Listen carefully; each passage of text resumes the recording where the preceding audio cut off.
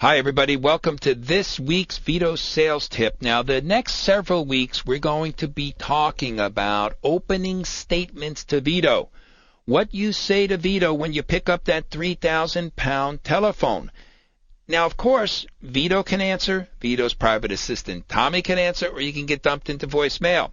The first run through this, once again, is going to take us a few weeks. We're going to do when Vito picks up the phone. So let's look at the two big goals of our opening statement, our telephone opening statement to Vito. Here's the first big goal we need to center our minds on. The first one is to get interrupted, and get interrupted as soon as possible. That's a big goal, and I'll tell you why.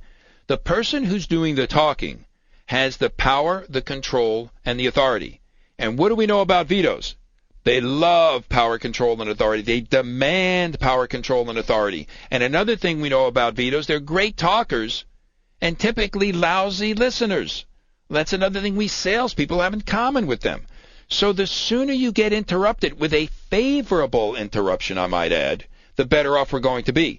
Now, as we lay out this telephone opening statement, we'll make sure that what we say and how we say it will get a favorable interruption from Vito before we ever finish it, which transfers the power, control, and authority and gets the dialogue started. And, you know, a monologue is just you talking, and nobody's going to listen to that very long. So we want to get the dialogue or the two-way conversation started. Goal number 2, talking about conversations, you want to make your opening statement, your telephone opening statement, conversational, like two Vitos just having a chat. In other words, it can't sound scripted. It can't sound so rehearsed. You know, the bad thing with a script is that you memorize it, and when you say it, it sounds like you're reading it. And so we're not going to be reading this off a piece of paper. We're not going to memorize anything. We're going to internalize it, which means your telephone opening statement, you'll probably never say it the same way twice. Your opening statement needs to be conversational, like two Vitos just having a chat, using the common language right out of the Vitopedia. Now, until our next weekly sales tip, I want you to concentrate and internalize those two goals, getting interrupted as soon as possible with a favorable interruption and making it sound conversational, like two Vitos just having a chat. And if you want to know the words and phrases, here's what you do. Grab today's Wall Street Journal and take a look at it.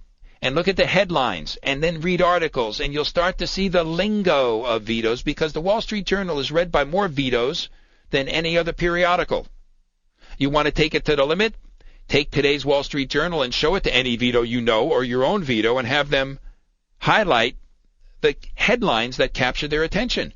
And then have them take an article that captures their attention and highlight the words and phrases within the article that resonate with them. Start building your own Vitopedia that way. See you next week. Oh, by the way, you want me to write your opening statement for you? You want to role play it with me, the master? Join Club Vito. That's the quickest way to success and getting appointments with very important top officers. See you next week.